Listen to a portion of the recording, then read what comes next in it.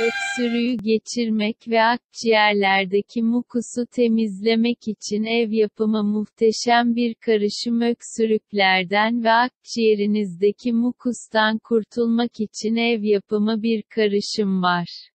Tek yapmanız gereken bölgeye bal sargısı uygulamak. Bal sargısı hazırlamak için gerekli malzemeler: organik bal, Hindistan cevizi yağı, 1 çay kaşığı un, peçete veya gazlı bez, filastır bant. Hazırlanışı: un ve balı karıştırın. Hindistan cevizi yağını ılık halde karışıma ekleyin.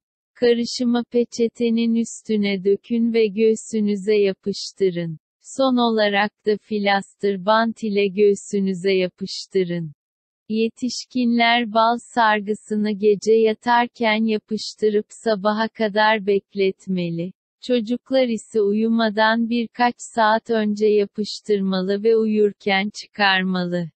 Öksürüğünüz geçene dek her gece bu yöntemi uygulayın.